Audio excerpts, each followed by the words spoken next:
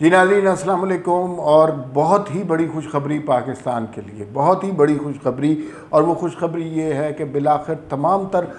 کاوشوں کے بعد، کوششوں کے بعد آئی ایم ایف کے ساتھ جو قسط ہمیں ملنی تھی وہ منظور ہو گئی۔ عمران خان کے تمام منفی پروپیگنڈا کے بجائے باوجود، تمام سازشوں کے باوجود، تمام انٹرنیشنل لابنگ کے باوجود جو پاکستان کے خلاف عمران خان نے کی، پاکستان کے لیے کا آئی ایم ایف کے ساتھ ایگریمنٹ منظور ہو گیا ہے۔ بورڈ آف گورنرز نے اس قسط کے اجراء کا حکم دے دیا ہے۔ مفتاح اسماعیل صاحب نے یہ ابھی ٹویٹ کیا ہے، اور یہ ٹویٹ جو ہے ایک ایسا ٹویٹ تھا جس کا پاکستانیوں کو، پاکستان کی معیشت کو بہت زیادہ انتظار تھا، اور میں ٹویٹ پڑھ بھی دیتا ہوں۔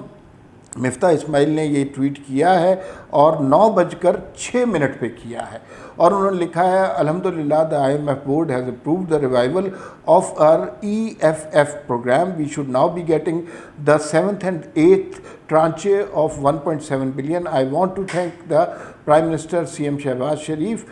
for taking so many tough decisions and saving Pakistan from default. I congratulate the nation. تو آپ تمام لوگوں کو بھی بہت بہت مبارک ہو۔ یہ بڑا مشکل مرحلہ تھا، تکلیف دہ مرحلہ تھا وزیر خزانہ کے لیے، وزارت خزانہ کے لیے، پاکستان کے لیے، پاکستانی عوام کے لیے، اور اس میں ہم نے بہت تکلیفیں سہی ہیں۔ اس میں ہم نے پیٹرول کی قیمتیں بڑھتے دیکھیں، گیس کی قیمتیں بڑھتی دیکھی، لیکن مفتاح اسماعیل کا فوکس یہی تھا کہ کسی طرح ایک دفعہ یہ آئی ایم ایف کی قسط ہو جائے، اس کے بعد ہمیں جو ہے بہت ساری سہولتیں مل جائیں گی، اور اب ہم عوام کے لیے سہولتیں بھی کریٹ کریں گے۔ اس سے اب سیلاب زدگان کے لیے جو امداد آنی ہے اس میں بھی سہولت ملے گی۔ فوری طور پر اس کے کیا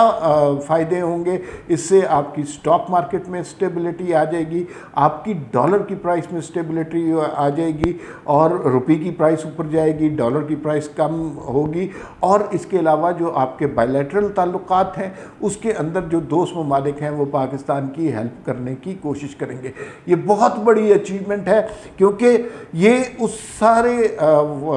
فسطائیت کے باوجود جب پاکستان کی معیشت میں عمران خان بارودی سرنگیں لگا کر گئے تھے، جب وہ پاکستان آئی ایم ایف سے معاہدہ کر کے اس معاہدے کی خلاف ورزی کر کے گئے تھے، جب وہ انٹرنیشنل پاورز کو پاکستان کے حوالے سے ناراض کر کے گئے تھے، اس وقت جو ہے یہ قسط ہمارے لیے کتنی مشکل ہو گئی تھی۔ اور اب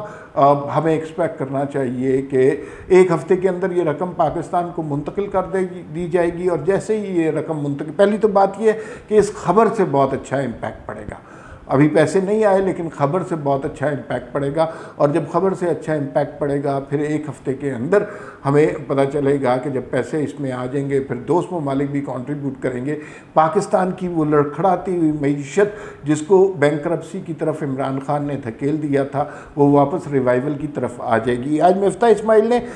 وہ جو عمران خان نے کے وزیر خزانہ شوکت ترین نے سازش کی پاکستان کے خلاف اور پاکستانی معیشت کے خلاف، اس میں انہوں نے ایک بڑی حیرت انگیز بات کی۔ انہوں نے کہا کہ میں نے آج تک کبھی ڈیفالٹ کا یا دیوالیہ کا لفظ استعمال نہیں کیا، لیکن سچ بات میں آج آپ کو بتا دوں، کیونکہ اب مجھے یقین ہے کہ پاکستان کو وہ قسط مل جائے گی اور پاکستان اس بحران سے نکل جائے گا، تو میں آپ کو آج بتا رہا ہوں، یہ مفتاح اسماعیل کے الفاظ ہیں کہ پاکستان دیوالیہ پن کی طرف نہیں جا رہا تھا، عمران خان پاکستان کو دیوالیہ کر چکے تھے، اور ہمیں جو ملی تھی وہ سٹیٹ ایک دیوالیہ، ایک بینکرپٹ سٹیٹ ملی تھی، اس کو ریوائیو کرنا تھا، اور ہمیں پتہ تھا کہ ہمیں مشکل فیصلے کرنے ہیں، اور وہ مشکل فیصلے ہم نے کیے، اور اس کے بعد آپ نے دیکھا کہ چیزیں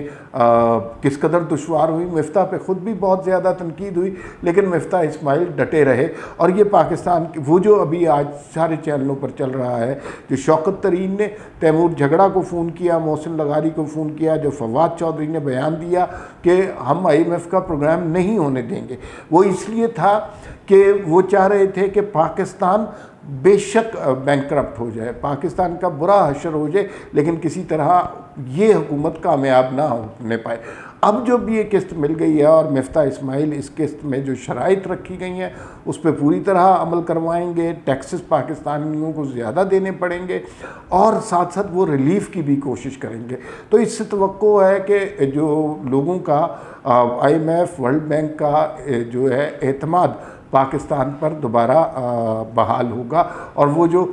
ایک احمقانہ قسم کی حکومت تھی اس کے اثرات اب آہستہ آہستہ ختم ہو جائیں گے۔ بہت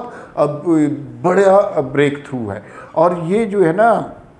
جو فائنینشیل مارکیٹ کو سمجھتے ہیں، جو اکانومی کو سمجھتے ہیں، انہیں اندازہ تھا اور دلوں میں خوف بھی تھا کہ جو عمران خان کر رہے ہیں، اگر کسی طرح وہ اس میں کامیاب ہو گئے اور یہ قسط نہیں ملی تو صرف اس حکومت نے ناکام نہیں ہونا تھا، پاکستان نے ایز اے اسٹیٹ ناکام ہو جانا تھا، اور ایک ریاست کی حوالے کے نام سے ہماری شناخت جو ہے وہ صرف ایک ناکام ریاست کی ہونی تھی۔ تو ان حالات میں اگر آئی ایم ایف نے ہماری معاشی پالیسیوں پر اعتماد کیا ہے تو یہ بہت بڑی بات ہے۔ اس میں جو ڈیلے ہوا، جو انہوں نے اتنی باتیں منوائیں، یہ لوگوں کو سمجھ آنی چاہیے یہ ڈیلے کیوں ہوا ہے۔ یہ ڈیلے اس وجہ سے ہوا ہے کہ عمران خان نے کچھ باتیں ان کی نہیں مانی تھی جبکہ معاہدہ کیا ہوا تھا، صرف اس لیے کہ انہیں پتہ چل گیا تھا اب ان کی حکومت جانی ہے، اور انہوں نے پاکستان کی معیشت کو تباہ کرنے کی کوئی کوشش جو ہے،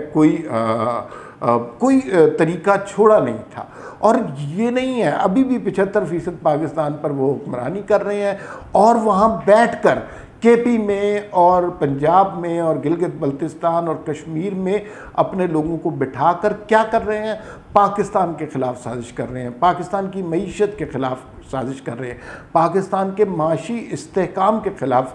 سازش کر رہے ہیں۔ تو مجھے نہیں سمجھ آتی کہ وہ آرٹیکل 6 اگر اس بات پر نہیں لگتا، محسن لغاری، شوکت ترین اور تیمور جھگڑا پر اگر آرٹیکل 6 نہیں لگتا تو پھر کس بات پر لگے گا؟ اگر ان لوگوں پر اب سو موٹو نہیں لیا جا سکتا، کیونکہ یہ واضح طور پر سامنے آ گیا، اب جو مرضی اسد عمر بیان دیں، اب جو مرضی تیمور جھگڑا بیان دے، یہ سب کے سامنے حقیقت آ چکی ہے، آڈیو موجود ہے، اور وہ اس سے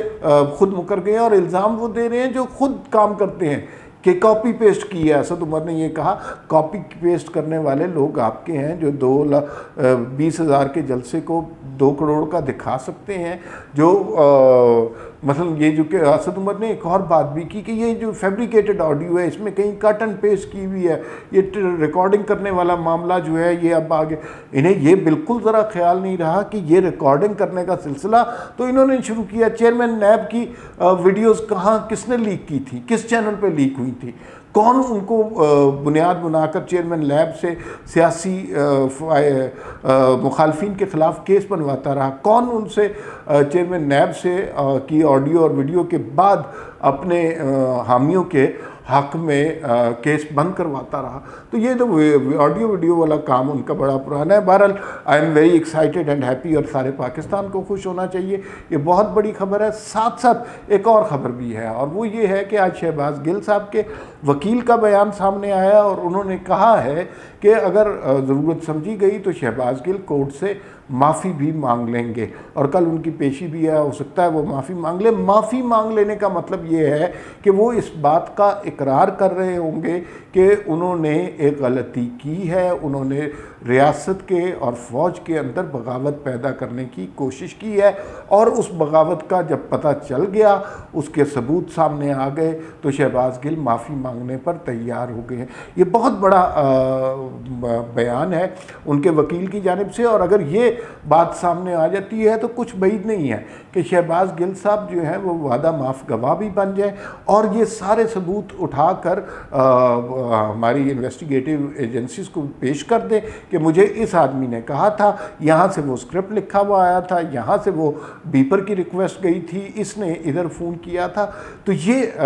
جو ہے شہباز گل کے کیس میں بڑی اہم پیش رفت ہے۔ کل 10-11 بجے تک آپ کو اس کے بارے میں مزید تفصیلات پتہ چل سکیں گی، لیکن ابھی تک کی صورتحال یہ ہے کہ شہباز گل جو ریاست کے خلاف بغاوت میں فوج کے فائل اینڈ رینک کے اندر توڑ پھوڑ کرنے میں جو پکڑے گئے تھے، اب وہ معافی مانگنے پر تیار ہیں۔ کیا ان کی معافی تسلیم کرنی چاہیے؟ کیا انہیں معاف کر دینا چاہیے؟ کیا اگر ان کو معاف کر دیا تو ہر دوسرا شخص اس طرح کی حرکت نہیں کرنا شروع کر دے گا؟ اور پھر فوج کے اندر کا ڈسپلن کس طرح قائم رہ سکے گا؟ یہ ابھی بہت ساری باتیں ہیں جس پر اگلے چند دنوں تک بات ہوگی، لیکن 2 باتیں جو آج کے ویلاگ میں کرنا مقصود تھا کہ پاکستانیوں کو اندازہ نہیں ہے کہ پاکستانیوں کے ساتھ کتنے بھلے کی خبر ہوئی ہے، کتنی اچھائی ہوئی ہے کہ یہ جو آئی ایم ایف کی نے پاکستان کو قسط کا اجرا کر دیا ہے، اس میں مبارکباد کے مستحق ہیں۔ مفتاح اسماعیل بہت انہوں نے محنت کی، ہم خود ان پہ کرٹیسائز کرتے رہے۔ شہباز شریف جن کے اوپر بہت کرٹیسزم ہوتا رہا اور لوگوں نے یہ بھی کہا کہ یہ آج جا رہے ہیں کل جا رہے ہیں، لیکن وہ اس موقع کے لیے ڈٹے رہے۔ اب ہم ان سے سوال پوچھیں گے کہ جب قسط مل گئی ہے تو آپ عوام کے لیے ریلیف کس طرح دیں گے۔ یہ دو باتیں آپ سے ڈسکس کرنی تھی۔ گفتگو کا سلسلہ آپ کے ساتھ جاری رہتا ہے، پھر ملاقات ہوگی۔ اللہ حافظ۔